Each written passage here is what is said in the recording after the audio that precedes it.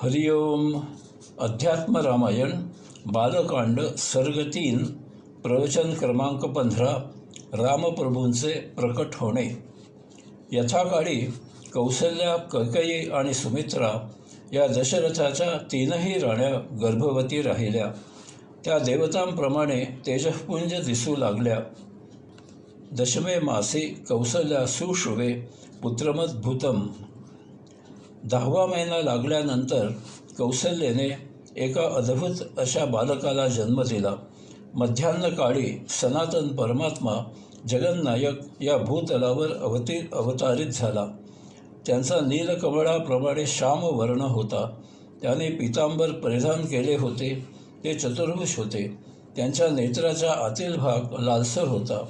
ते कुंडलाप्रमाणे चमकत होते, सुंदर दिसत होते वगैरे असे फार अप्रतिम वर्णन अध्यात्म रामायणाने केले आहे. दृष्टात्वं परमात्मनं कौसल्या विस्मयाकुला हर्षाश्रुपूर्ण नयना नत्वा प्रांजलिरब्रवीत. त्या परमात्म्याला पाहून कौसल्या महा आश्चर्यचकित विस्मयचकित झाली. अत्यंत हर्षभरित अशा आनंदाश्रूंनी भरलेल्या नयनाने विनम्र होऊन ती म्हणाली, शंखचक्र गदा पद्म धारण करणाऱ्या देवाधिदेवा, तुम्हाला नमस्कार असो. आपण अत्युच्च सर्वस्वी परिपूर्ण पुरुषोत्तम आहात. अशा प्रकारे येथे कौसल्या मातेच्या मुखामधून अध्यात्म रामायणाने भगवंत श्रींच्या स्तुतियुक्त असे सविस्तर उत्तम वर्णन केले आहे. अंतिमतः कौसल्या माता भगवंत श्रींना विनवीत म्हणाली, उपसंवर विश्वात्मुन्नदो रूपमलौकिकं दर्शयस्व महानंद बालभावं सुकोमलं ललितालिंगनालापैस्तर्षाम्युत्कटं तमः. हे विश्वेश्वरा, जगन्नायका, आपण आपले हे अलौकिक असे रूप आवरून घ्या आणि आल्हाददायक, आनंददायक, कोडे, सुकुमार बालस्वरूप मला दाखवा. म्हणजे तुम्हाला मायेने उचलून जवळ घेऊन तुमच्याशी लढीवाळ संवाद करत या अज्ञानजनक महाघोर अशा संसाररूपी अंधकारामधून मी सुखरूप तरून जाईन. यावर भगवंत श्री म्हणाले, यद्यदिष्टं तवास्त्यंब तद्भवतु नान्यथा. तुला जी जी इच्छा असेल ते त्याप्रमाणे सर्व होवो. या व्यतिरिक्त अन्य प्रकारे काहीही न होवो. भूमीला जो अन्यायाचा भार सहन करावा लागत आहे तो हलका करण्यासाठी माझे ब्रह्मदेवादिकांनी जे प्रार्थना केली होती त्याप्रमाणे रावणादिकांचा नाश करण्यासाठी मी हा मानवी देही अवतार धारण केला आहे. गतजन्मी तू आणि दशरथाने मला पुत्ररूपाने प्राप्त करण्यासाठी जे तप केले होते त्याप्रमाणे मी हा अवतार तुझ्या पोटी घेतला आहे.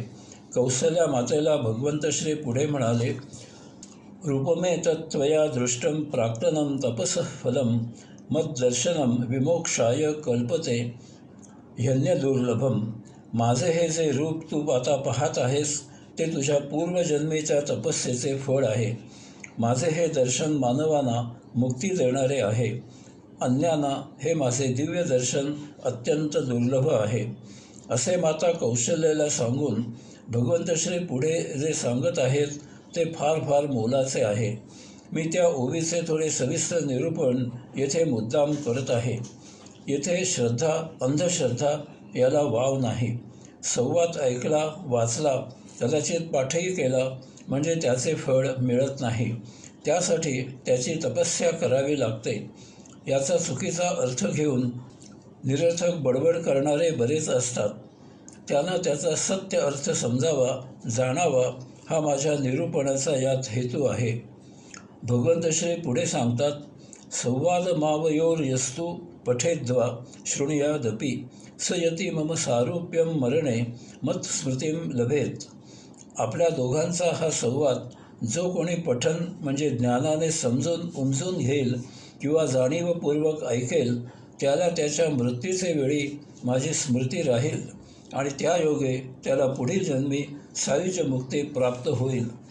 यासाठी माता कौसल्या आणि भगवंत श्री यांच्यामध्ये झालेला जो संवाद आपण पाहिला त्यामध्ये काही गोष्टी जाणून घेण्यासारख्या आहेत. 1. या जन्मी अध्यात्म तत्त्वज्ञानाने आचरण करून तपस्या करावी, तेव्हा त्याचे फळ पुढील जन्मी मिळते. बहुतेक जणांना फास्ट फूडसारखी तपस्या वाटते. गेली 15 वर्षे ध्यान समाधी लावत आहे, अजून कसे दर्शन मिळत नाही, असे उद्विग्न झालेले साधक भरपूर आहेत. त्यांच्यासाठी अध्यात्म रामायणाचे हे खास बोधामृत आहे. जेव्हा या जन्मी तपस्या करावी, तेव्हा कोठे अध्यात्माचरण अंगी मुरते आणि मग वीतरागी होऊन जगणे सुरू होते. यानंतर असे आचरण एक सहजाचरण म्हणून जगले जाते. यात आपल्याला मुक्ती प्राप्त झाली नाही याचाच विसर होतो, तेव्हा त्या अजाण अवस्थेत मुक्ती मिळते. 2. त्या मुक्तावस्थेत एके सुदिनी सुवेळी आपल्याही नकळत भगवंत श्रींचे ते दिव्य दर्शन प्राप्त होते आणि मग त्या दर्शनाच्या भारावलेल्या अवस्थेत भौतिकाचा केवळ देहधर्मापुरताच उपयोग असतो. म्हणजे काय हे उमजते. अशा प्रकारे भौतिकामध्ये गरजेपुरताच वेळ दिल्यावर उर्वरित वेळी अध्यात्मसाधना सुरू होते. या योगे त्या दर्शनावस्थेत आपण विरक्त होतो.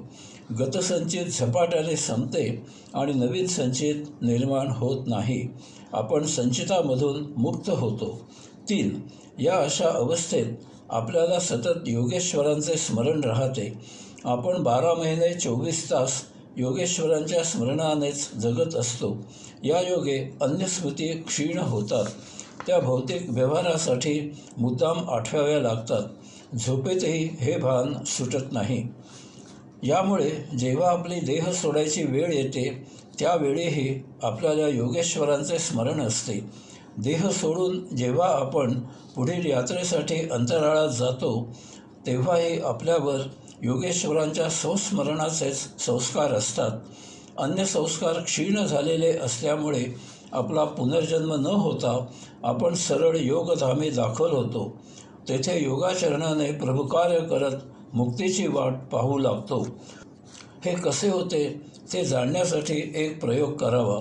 दररोज रात्री झोपताना ओम तत्सत्त्वम् असि, ओम तत्सत्त्वम् असि, ओम तत्सत्त्वम् असि या मंत्राचा, म्हणजे हे योगेश्वरा, तूच एकमेव सत्य आहेस, मी तुझाच अंश आहे, तू म्हणजे माझे स्वरूप आहे, हा अर्थ समजून जप करत करत झोपावे. काही दिवसांनी सकाळी आपल्याला हा जप आठवत जाग येईल. तसेच हे आहे. मृत्यूचे वेळी जी स्मृती असते ती स्मृती घेऊन आपण अंतराळात जातो. यामुळे त्याप्रमाणे आपली पुढील गती ठरते. भगवंताचे स्मरण असेल तर त्या संस्काराप्रमाणे पुढील गती प्राप्त होते. असो, अशा प्रकारे भगवंत श्री रामस्वरूपामध्ये प्रकट होऊन त्यांनी आपल्या कौसल्या मातेशी संवाद साधला आणि ते तान्हुले रूप घेऊन नूतन जन्माबरोबर बालसुलभरित्या रडू लागले. येथे पुन्हा श्रीकृष्णाच्या प्रकट होण्याची आठवण होणे स्वाभाविक आहे. श्रीकृष्णही देवकीसमोर चतुर्भुज देह धारण करून प्रकट झाला. देवकीबरोबर अशाच प्रकारे संवाद करून मग बालस्वरूप घेऊन देवकीच्या कुशीत विसावला.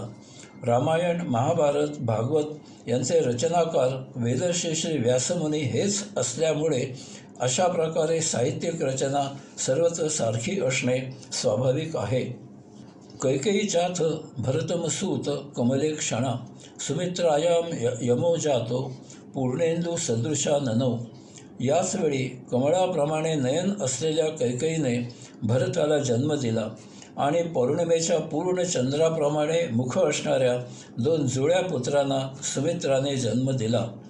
अशा प्रकारे आत्मप्रब्रह्म पुरुषोत्तम श्रीहरी भगवंत श्रीने ब्रह्मदेवांना जे कबूल केले होते त्याप्रमाणे ते दशरथाच्या 3 राण्यांद्वारे 4 पुत्रांच्या रूपात प्रकट झाले. मला सहजच निवृत्तीनाथ, ज्ञानेश्वर, सोपानदेव, मुक्ताबाई ये 4 अवतारांची येथे आठवण झाली. यस्मिन् रमन्ते मुनयो विद्यया ज्ञान विप्लवे, तम गुरुः प्राह रामेति रमणाद्राम यद्यपि. एकमेव सत्य असलेल्या आत्मज्ञानाने भौतिक अज्ञान नष्ट झाल्यावर ऋषीमुनी जन ज्या ठिकाणी रममाण होतात किंवा जे भक्तजनांचे चित्त स्वतःमध्ये आकर्षित करून खिळवून ठेवतात, असे जे रमविणारे म्हणून राम, अशा विचाराने वशिष्ठ गुरूंनी प्रथम कौसल्यापुत्राचे नाव राम असे ठेवले. भरणात भरतो नाम लक्ष्मणं लक्षणान्वितं शत्रुघ्नं शत्रुहंतारमेवं गुरुभाषत. संसारिक लालन पालन पोषण करणारा अशा अर्थाने कैकेयीच्या दुसऱ्या पुत्राचे नाम भरत आणि चांगल्या लक्षणाने युक्त अशा अर्थाने तिसऱ्या पुत्राचे नाव लक्ष्मण, तसेच शत्रूंचा नायनाट करणारा अशा अर्थाने चौथ्या पुत्राचे नाव शत्रुघ्न असे वशिष्ठ गुरूंनी ठेवले. लक्ष्मण हा सेव्य सेवक या भावनेने रामाच्या सान्निध्यात जोडीने राहू लागला आणि शत्रुघ्न हा सेव्य सेवक या भावनेने भरताच्या सान्निध्यात जोडीने राहू लागला. या अशा जोड्यांचे कारण त्या काळातील पद्धतीनुसार पारंपरिक अर्थाने रचनाकारांनी दिले आहे, परंतु त्यात आध्यात्मिकदृष्ट्या काही सांगण्यासारखे नाही आणि ते आजच्या काळाला सुसंगतही नाही. त्यांच्या बाललीलांचे वर्णन अध्यात्म रामायणामध्ये त्रोटक आहे. यात श्रीकृष्णावताराचे साधर्म्य आढळते, परंतु तितके ते विस्तृतही नाही. दही दूध लोणी इत्यादी ठेवलेली मडकी फोडणे, मातेची नजर चुकवून दही दूध लोणी खाऊन फस्त करणे, त्यांच्या या खोड्यांची तक्रार येणे, त्यावेळी मातेने त्यांना पकडण्यासाठी प्रयत्न करणे, त्यांनी पळून जाणे, मग खोटे खोटे रामप्रभूंनी रडणे, मातेने त्यांना वात्सल्याने जवळ घेणे, हसत हसत या तक्रारींचा मातेकडून स्वीकार होणे वगैरे वगैरे. मी आध्यात्मिक क्षेत्रामध्ये एक नगण्य विद्यार्थी आहे. या क्षेत्रात माझा अधिकार तर शून्य आहे, परंतु तरीही मला वेदर्षी श्री व्यासमुनींची सपशेल माफी मागून एक गोष्ट व्यक्त करावी असे वाटते. अशा प्रकारे या अवतारींकडून बालपणी दही दूध लोणी वगैरेची नासाडी केल्याचे सांगण्यात प्रयोजन काय आहे? श्रीकृष्णावरील लेखमालेत याचे लंगडे समर्थन करण्याचा मी प्रयत्न केला आहे, परंतु ते मला स्वतःला पटत नाही. आज लहान मुले जेव्हा या अशा बाललीला ऐकतात, वाचतात, तेव्हा त्यांच्या कोवळ्या मनावर याचा काय परिणाम होत असेल? असो, राजा दशरथ आपल्या 3ही राण्यांसमवेत 4 अपत्यांसह त्यांच्या बाललीलांचा आनंद घेत होता. यथाकाळी दशरथाने त्यांच्या उपनयनाचा कार्यक्रम वशिष्ठ गुरूंकडून करवून घेतला. हे सर्व बंधू सर्व विद्यांमध्ये विशारद झाले, सर्व शास्त्रांचे मर्म जाणणारे झाले. हे सर्व भाऊ धनुर्विद्येत पारंगत झाले. श्री रामप्रभू नगरवासियांची कामे करण्यात रस घेत असत. येथे अध्यात्म रामायणामधील बालकांड यामधील 3रा सर्ग संपन्न होत आहे. हरिओम.